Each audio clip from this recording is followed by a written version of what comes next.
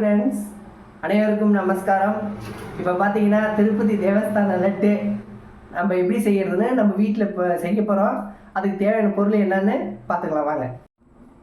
இப்போ பார்த்துடலாம் லட்டுக்கு தேவையான பொருள் என்னென்னு பார்த்துடலாம். இப்போ ஃபஸ்ட்டு பார்த்தீங்கன்னா முந்திரி பருப்பு இருக்குது, எடுத்துருக்கேன். ரெண்டாவது பார்த்தீங்கன்னா திராட்சை எடுத்துருக்கேன். மூணாவதாக பார்த்தீங்கன்னாக்கா ஏலக்காய் எடுத்துருக்கேன். நாலாவது வந்து கடலை மாவு. அஞ்சாவது பார்த்தீங்கன்னாக்கா உதய கிருஷ்ணா நெய். வந்து சக்கரை வந்து தேவையானாலும் நீங்கள் போட்டுக்கலாம். நான் 1 கிலோ எடுத்துருக்கேன், உங்களுக்கு என்ன தேவை அது போட்டுக்கலாம். இப்போ பார்த்தீங்கன்னா பாத்திரத்தில் வந்து கடலை மாவு நம்ம போட்டுறோம். ஃபஸ்ட்டு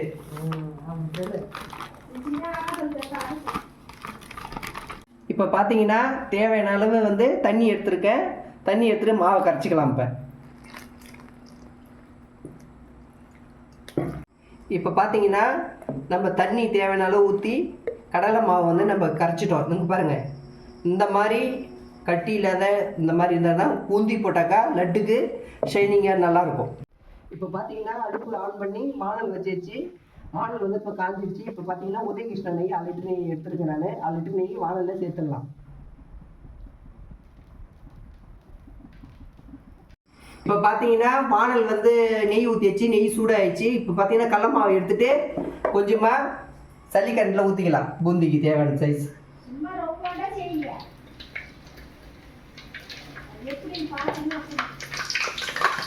பூந்தி போடும்போது அடுப்பு சிம்மில் வச்சுக்கலாம். அப்போ தான் பார்த்தீங்கன்னாக்கா நல்லாயிருக்கும். இப்போ பார்த்தீங்கன்னாக்கா லட்டுக்கு தேவையான பூந்தி நம்ம ரெடி பண்ணி எடுத்துட்டோம். நம்ம பாத்திரத்தில் மாற்றிக்கலாம். இப்போ பார்த்தீங்கன்னா நம்ம பூந்தி வந்து கடாயிலேருந்து பொரிச்சிட்டோம். அதே நெய்யில் பார்த்தீங்கன்னா முந்திரி பருப்பு போட்டு பொரிச்சு எடுத்துக்கலாம்.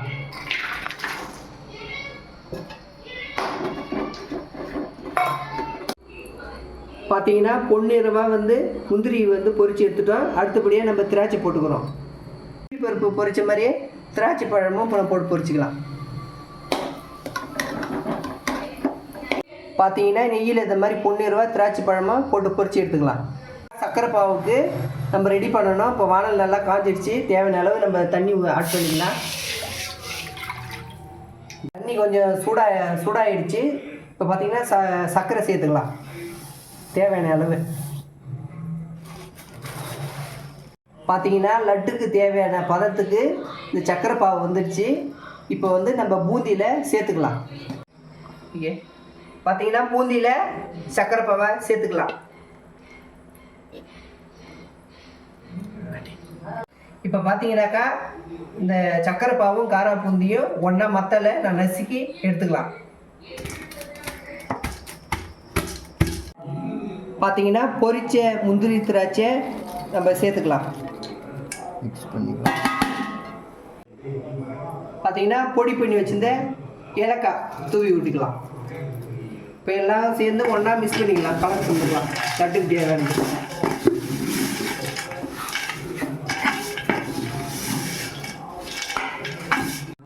ஓகேவா? இப்போ பார்த்தீங்கன்னா இந்த மாதிரி சின்ன சின்னதாக நம்ம லட்டு பிடிச்சி பாத்திரத்தில் வச்சுக்கலாம். இப்போ பார்த்தீங்கன்னா இந்த சைஸ். பார்த்தீங்கன்னாக்கா இப்போ லட்டு பெருமாளுக்கு நம்ம செஞ்சிட்டோம். நாளைக்கு சனிக்கிழமை 3ஆம் சனி, அதனால் தலையில் போடுறதுக்காக நான் லட்டு செஞ்சுருக்கேன். உங்கள் வீட்டில் இதே மாதிரி நீங்கள் செஞ்சு பாருங்கள், எப்படி இருக்குன்னு சொல்லுங்கள். எல்லோரும் சாப்பிடுவாங்க.